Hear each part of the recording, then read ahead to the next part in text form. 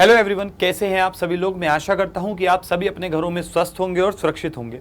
तो यार बच्चा, आप सभी जानते हैं कि हमने एक चैप्टर शुरू करा था हमारे इतिहास का, हमारी हिस्ट्री का, जिसका नाम क्या है भैया, फ्रांसीसी क्रांति। और आज हम क्या करने वाले हैं, इसका L2 जो है वो करने वाले हैं। तो अब तक हमने पढ़ा क्या है उसके बारे में थोड़ी सी चर्चा कर लेते हैं। हमने ये जाना था कि फ्रांसीसी क्रांति की शुरुआत कैसे हुई थी। कैसे का मतलब ज्यादा डिटेल में नहीं गए थे, डिटेल में हम लोग अब जाएंगे। लेकिन मैंने आपको यह बता दिया था कि राजनीतिक उथल पुथल हुई, सामाजिक उथल पुथल हुई, आर्थिक रूप से भी हम जो फ्रांस है उसके समाज को बहुत ज्यादा स्ट्रगल करना पड़ा था।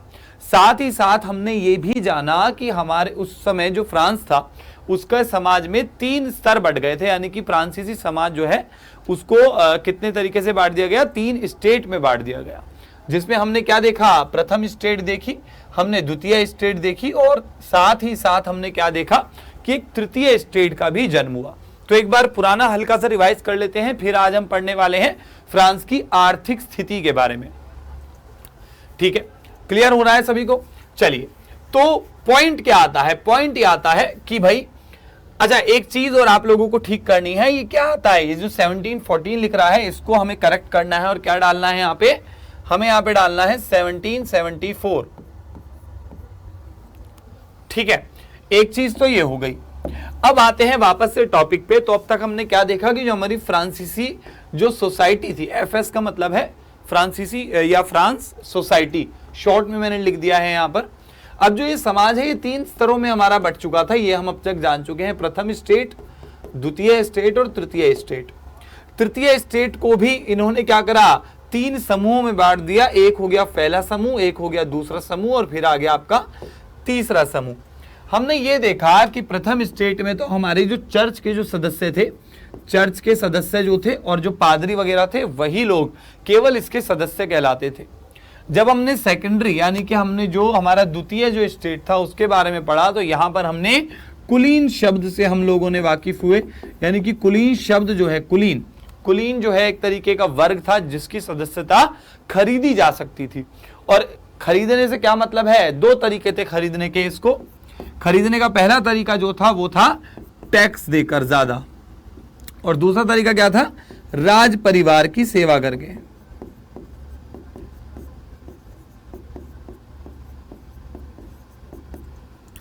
ये तरीके अब तक हमने देखे। फिर जब हमने तृतीय स्टेट के बारे में बातचीत करी या तृतीय स्टेट के बारे में हमने पढ़ना चाहा, तो हमने क्या चीज देखी थी, हमने ये देखी थी कि 3 अलग अलग हिस्से बढ़ चुके हैं। प्रथम वाला जो समूह है इसका, तृतीय स्टेट का, वो थोड़ा सा पैसे वाला समूह है। यानी कि ये वही समूह है जो अधिक टैक्स देकर और राज परिवार की सेवा करके क्या कर सकता था, सदस्यता हासिल कर सकता था। दूसरा जो स्टेट था जिसके अंदर आपके केवल बड़े किसान और शिल्पकार आते थे, वो लोग क्या थे, उनमें से कुछ लोग थे जो कि अधिक टैक्स देकर या राज परिवार की सेवा करके इसमें आ सकते थे। लेकिन जो एक तृतीय जो वर्ग था, जो तीसरा जो समूह था तृतीय स्टेट का, उसमें क्या आते थे, उसमें आते थे छोटे किसान, भूमिहीन मजदूर, है ना, बहुत ही गरीब वर्ग के जो लोग आते थे वो इसमें आते थे। अब ये लोग बेचारे कहीं भी नहीं जा सकते थे क्योंकि इनके पास पैसा ही नहीं था। भाई एक बात बताओ, चर्च और प्रथम स्टेट जो है उसमें तो जा ही नहीं सकते हैं, चांस ही नहीं है कोई। कुलीन वर्ग में जा सकते हैं, लेकिन कुलीन वर्ग में जाने के लिए तो ज्यादा टैक्स देना पड़ेगा, राज परिवार की सेवा करो। अब दोनों में से कोई काम नहीं कर सकता था। अच्छा, जरूरी ये भी नहीं था कि प्रथम स्टेट के सारे लोग ही जा सकते थे, नहीं, सारे नहीं जा पाते थे। और दूसरे स्टेट, दूसरा जो हमारा ग्रुप है, इसके भी हमारे जो है कुलीन वर्ग में जा सकते थे, सभी नहीं जा सकते थे, कुछ हिस्सा चला जाता था जो कि ये चीजें अफोर्ड कर सकता था।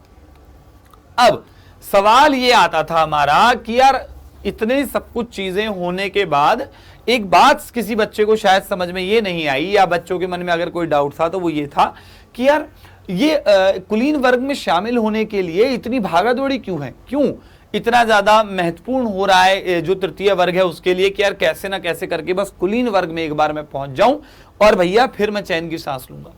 तो उसके पीछे कारण क्या था, कारण था कि जो टैक्स था, अब टैक्स 2 तरीके का था हमारा, एक टाइथ था जो धार्मिक टैक्स था और एक टाइल था। अब ये जो टैक्स था हमारा, ये केवल और केवल थर्ड स्टेट ही देती थी, कोई और नहीं देता था। तो यानी कि अगर आप इस स्टेट का पार्ट हो, चाहे आप पहले दूसरे तीसरे किसी भी समूह में आते हो, आपको टाइल और टाइल दोनों कर देने होंगे। और कुलीन वर्ग और ये वाला जो वर्ग है हमारा, इसको कोई टैक्स नहीं देना।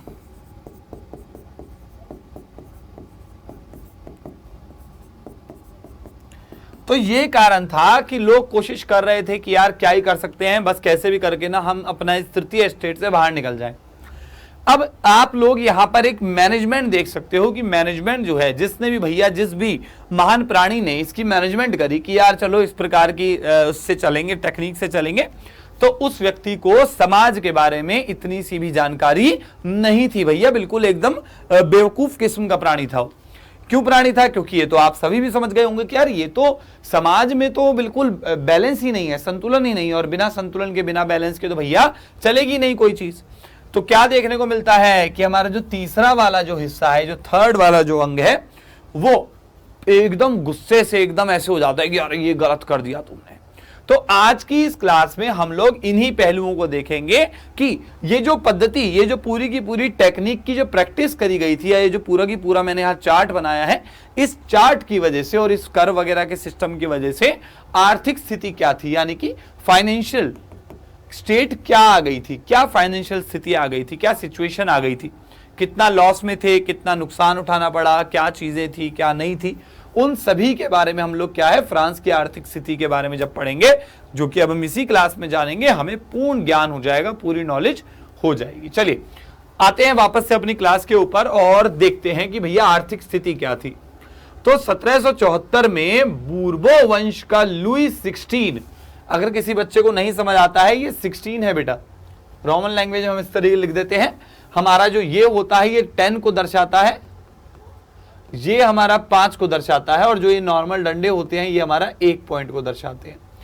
और जब हमारा क्या हो, जैसे 10 है, 10 आ गया, तो अगर हम इसे लिखना चाहें, अगर किसी बच्चे को ये नहीं समझ आता है ना, तो ध्यान से देखिए एक बार, ये कितना है, 10 है, प्लस ये कितना है, 5 है, प्लस ये 1 कितना आ रहा है, 1 आ रहा है, कितना हो गया, 16 हो गया। बच्चे कहेंगे भैया तो मतलब अगर हम इस तरीके से ये अगर होता तो क्या होता? तो ऐसी स्थिति में आपको क्या ध्यान रखना होगा कि आपको -1 करना है, जितने डंडे आगे होंगे उतना -1। तो v के बाद अगर है तो +1 करना है, v से पहले है तो माइनस कर देना है। जैसे अगर मान लो 10 है, यहां क्या करेंगे हम, यहां पर हम एक तरीके से 5 करके और -1 कर देंगे, और ये हमारा 14 हो जाएगा, है ना।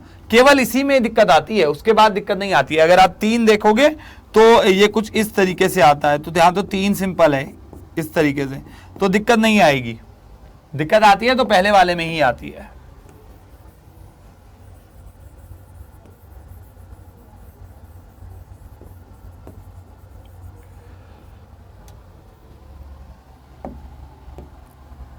ठीक है, तो फ्रांस का राजा कब बना था? 1774 में बूर्बो वंश का जो लुई 16वां था वो फ्रांस का शासक बना।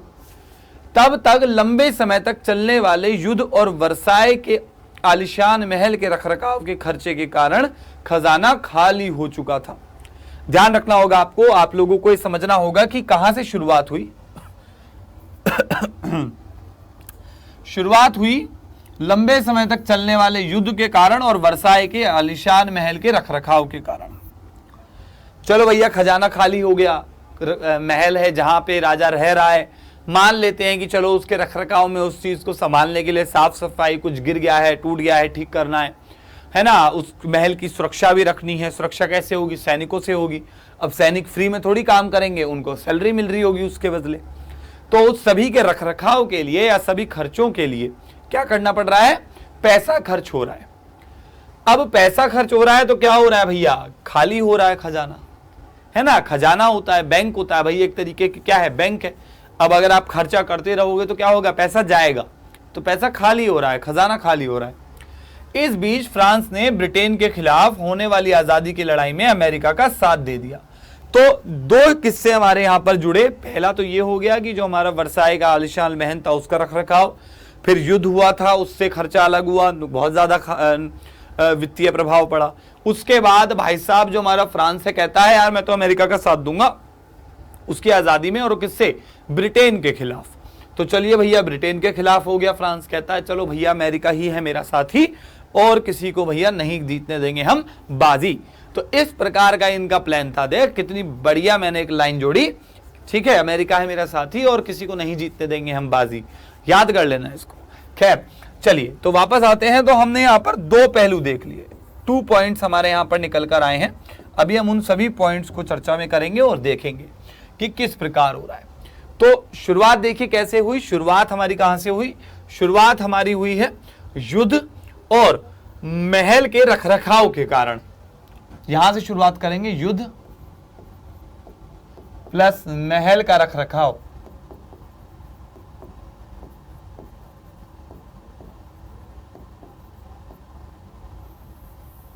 इसके कारण क्या हुआ? इसके कारण खजाना खाली हो गया।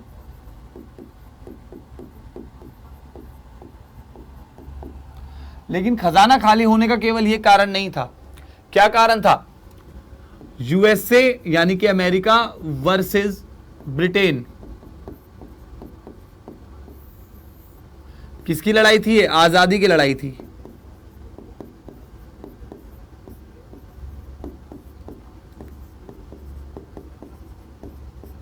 अब आजादी की लड़ाई थी तो आजादी की लड़ाई में जो फ्रांस है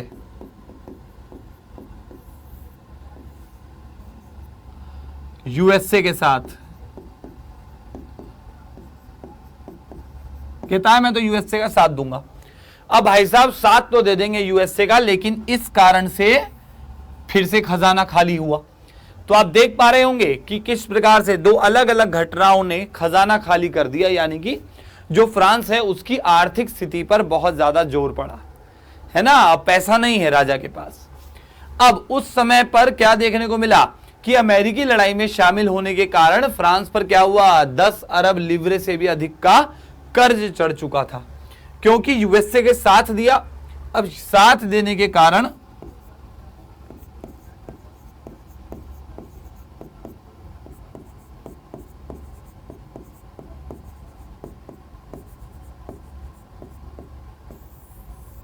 दस अरब लिवरे, लिवरे क्या है? फ्रांस की करेंसी थी, मुद्रा थी, जो कि बंद कर दी गई आगे जाके विद्रोह के चलते, उसको भी बंद कर दिया गया। फ्रांस पर पहले से ही 2 अरब लिवरे का कर्ज चढ़ा हुआ था। इन सब खर्चों की भरपाई करने के लिए राजा को टैक्स बढ़ाने पर मजबूर होना पड़ा और तीसरे स्टेट की नाराजगी बढ़ गई। तो 10 अरब लिवरे का कर्ज चढ़ा, जिसमें से अगर हम इसको इस तरीके से लिखें कि 10+2 में मैं लिखता हूं इसको 10+2 अरब लिवरे का मतलब है कि 10 अरब का चढ़ गया और 2 अरब का लोन उस पर, कर्ज जो है उस पर पहले से ही चढ़ा हुआ था। अब आप कमाल की बात देख सकते हैं कि यूएसए के साथ देने से कर्ज चढ़ा और वहीं से ही खजाना क्या हुआ? खाली भी हो चुका था। तो खजाना खाली हो गया, कर्ज भी चढ़ा हुआ है, कर्ज भी नहीं चुकाया है।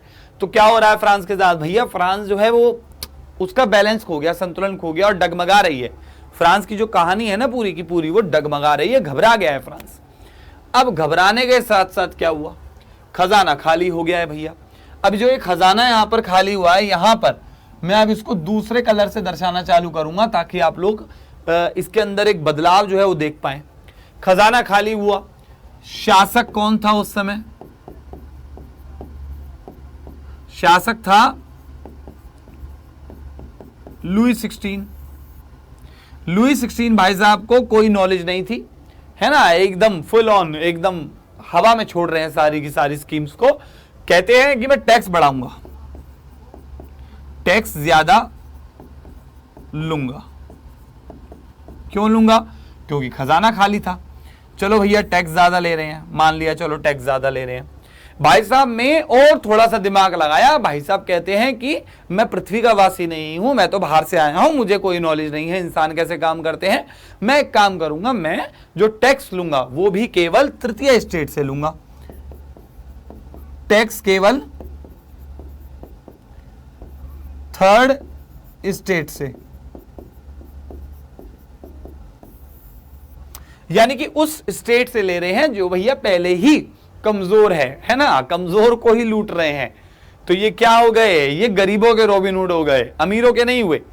है ना। एक तरीके से क्या हो गया कि अरे भैया हम तो गरीबों से ही लूटेंगे सारा और अमीरों को देंगे, उल्टा नहीं कर रहे हैं। एक बार को ये समझ आ जाता है कि टैक्स चर्च से, है ना, कुलीन वर्ग से ले लेते, समझ आता कि चलो ठीक है, आपने अपने समाज के दो बड़े महत्वपूर्ण वर्ग से तो आप टैक्स ले रहे हो और आप कमजोर वर्ग को कह रहे हो कि आप ग्रो कर लीजिए, आप विकास कर लीजिए, मैं आपसे टैक्स नहीं ले रहा हूं। जैसे आजकल की स्कीम होती है ना, आजकल की कुछ सरकार जो होती है हर बजट में घोषणा कर देती है कि जिन लोगों की आय 5 लाख से कम है सालाना, उनसे हम टैक्स नहीं लेंगे, वो अपना सेविंग कर सकते हैं, उनके लिए सेविंग बहुत जरूरी है, उनका अमाउंट ऑलरेडी कम है। जो 5 लाख 6 लाख 7 लाख या इससे ज्यादा है उनसे हम टैक्स लेंगे। तो आजकल की सरकारें फिर भी समझदार हैं, वो समझती हैं समाज की जरूरतों को। लेकिन ये भाई साहब हमारे लुई 16 ये तो अनोखे थे। क्यों भाई, पृथ्वीवासी थोड़ी थे, ये बाहर से आए थे। तो ये अपना दिमाग लगाते हैं और कहते हैं कि टैक्स ज्यादा लूंगा, वो भी केवल तृतीय स्टेट से। अच्छा, और तृतीय स्टेट क्या करेगा, शांति से बैठा रहेगा, टैक्स ले लो, टैक्स ले लो गुरुजी हमसे, है ऐसा नहीं होगा। क्या देखने को मिला, देखने को यह मिला कि तृतीय स्टेट में नाराजगी बढ़ी, थर्ड स्टेट नाराज हो गया भैया, जाहिर सी बात है, तीसरा स्टेट को नाराज होना ही था। अगर वो पूरे समाज के बाकी के वर्गों को जो कि मजबूत थे, सशक्त थे, उनको छोड़ के आप हमसे ही टैक्स ले रहे हो, तो भैया गुस्सा आना तो जायज ही जायज है कि नहीं है। आगे बढ़ने से पहले आप लोग एक बार इसको एग्जैक्टली नोट कर सकते हो, कोई और पैटर्न में करना है, जगह ज्यादा है, हमें तो भैया देखो सारा की सारा सोच समझ के करना पड़ता है। आप लोग इसको दूसरे तरीके से भी कर सकते हो। मैं इन दोनों किस्सों को एक तरीके से इस तरीके से दर्शा देता हूं, ये लीजिए, यानी कि यहां से दोनों ही से ही पार्ट से हमारी जो ये इंफॉर्मेशन है ये निकल रही है, बाकी की सारी इस तरीके से जा रही है। और जो ये वाला अंग है इसका, ये हमारा क्या निकला है, ये हमारा एक यहां से एक समरी निकली है कि भैया सब कुछ हुआ आने के बाद हमारी ये चीज बीच में बच के आ जाती है। ठीक है, क्लियर है कि नहीं है, डाउट है किसी को, जल्दी बताइए। एक बार आप लोग इसको नोट कर दीजिए, फिर हम आगे बढ़ते हैं।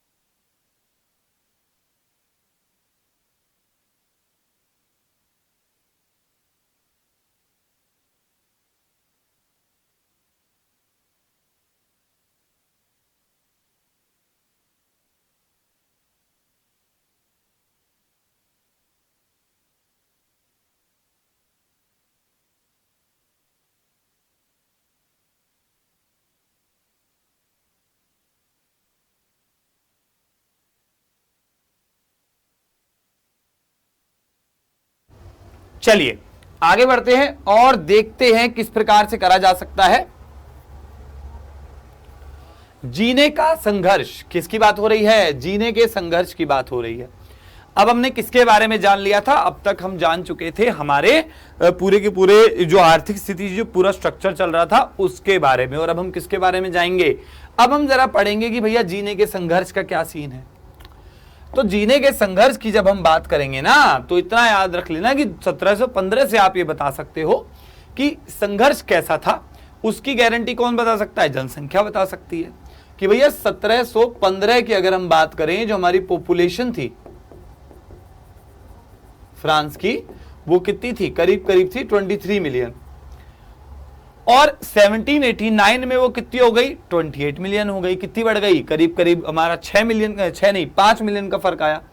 यही हमारी कितनी 1789 में पॉपुलेशन जो है हमारी वो बढ़ के कितनी हो गई 28 मिलियन। तो राइज किसका हुआ, 5 मिलियन प्लस हुआ कि नहीं हुआ। इतने वर्षों में 5 मिलियन पॉपुलेशन बढ़ गई, उन्नति पे हैं लोग, हैं 5 मिलियन पॉपुलेशन जो है वो हमारी बढ़ चुकी है। अब जनसंख्या अगर बढ़ रही है, ध्यान रखना 5 मिलियन पॉपुलेशन बढ़ी है, विच मीन्स जनसंख्या बढ़ी है। जनसंख्या बढ़ी है तो भोजन की जरूरत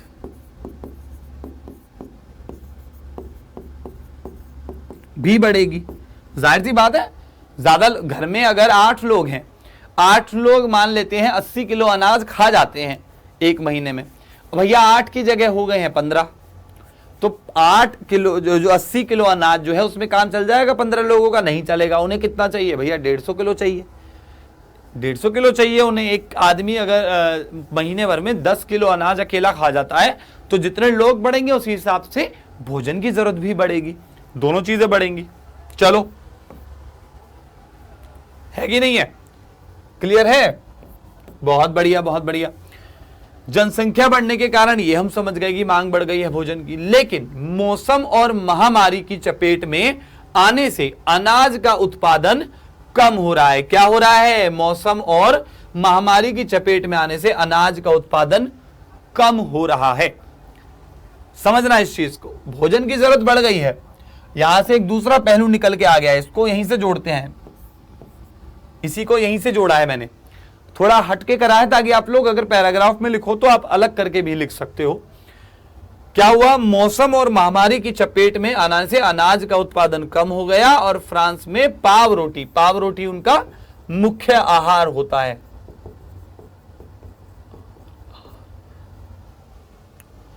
तो क्या चीज हमारी आती है सामने?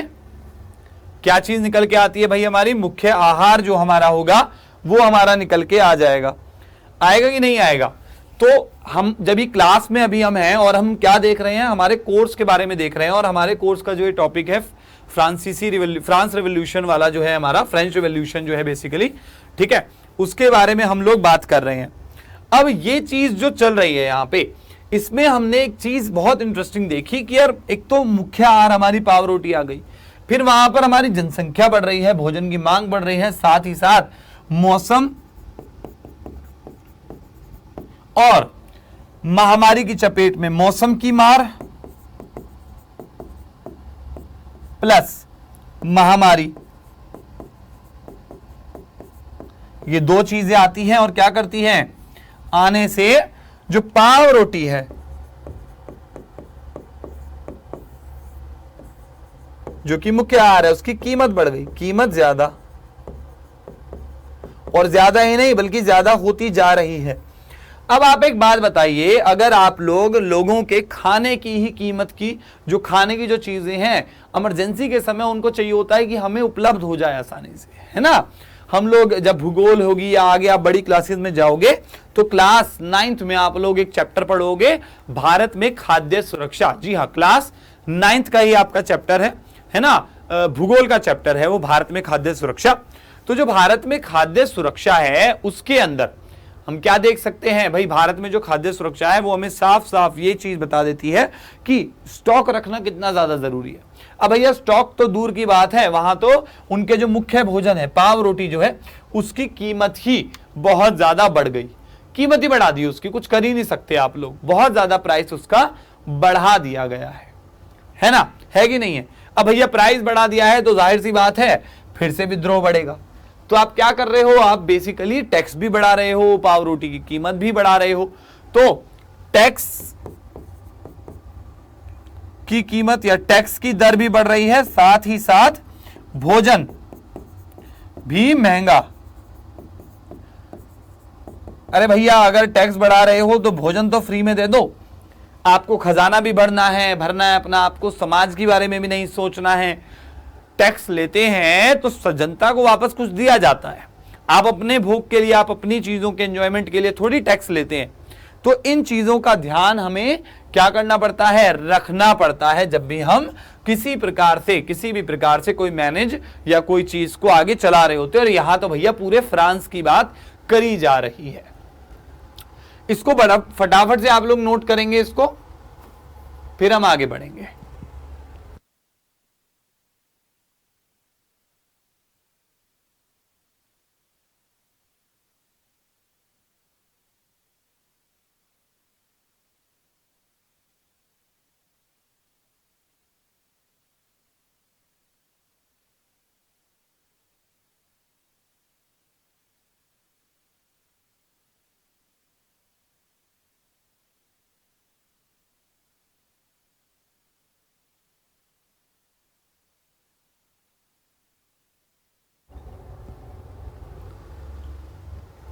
ठीक है, पाव रोटी, पाव रोटी के बारे में हम जानते हैं ना, कोई गड़बड़ नहीं करेगा। यहां से एक 1 मार्क्स का क्वेश्चन भी बन जाता है कि पाव रोटी ही वहां के लोगों का मुख्य भोजन था, है ना। क्या था वहां के लोगों का मुख्य भोजन? तो पाव रोटी ऑप्शन में अगर आ गया तो भैया टिक कर देना, वरना नंबर कट जाएगा। मजदूरों का वेतन तो बढ़ा, लेकिन कीमतें उससे कहीं अधिक तेजी से बढ़ रही थी। इससे लोगों के सामने भुखमरी की स्थिति आ गई, और क्योंकि अब उनके पास पाव रोटी खरीदने तक के पैसे नहीं थे। ध्यान से ध्यान रखना, जीवन का स्तर बता रहे हैं, जीवन का स्तर बहुत ही महत्वपूर्ण टॉपिक है। तो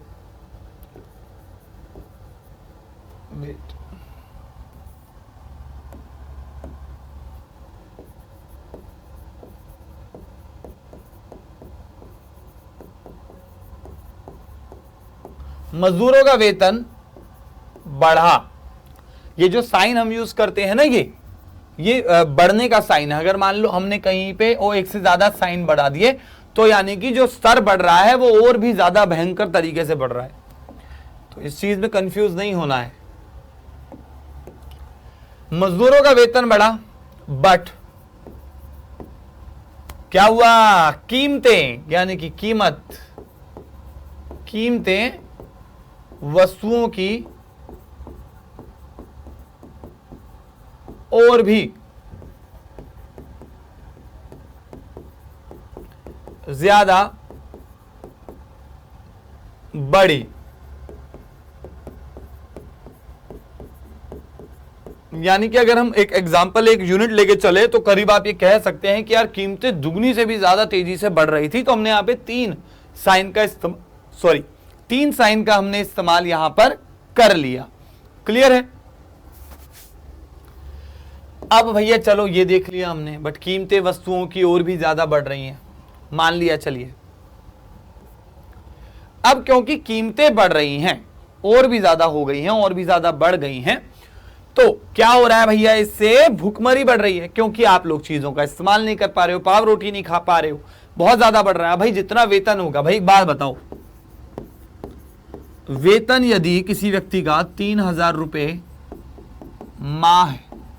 माह यानी महीना, सॉरी, ठीक है,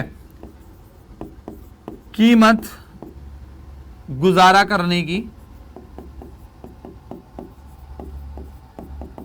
करने से कीमत का मतलब है कि जीवन जीने के लिए जो एक महीने में किसी एक को, अपने परिवार को चलाने के लिए जो कीमत चाहिए, वो हो गई है मान लो 8000 रुपए महीना।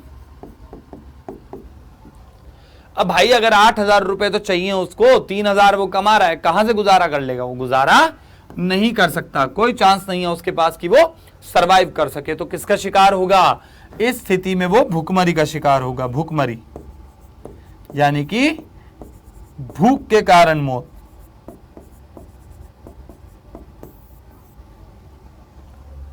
है कि नहीं है? भूख के कारण उसकी मृत्यु फिर हो जाएगी।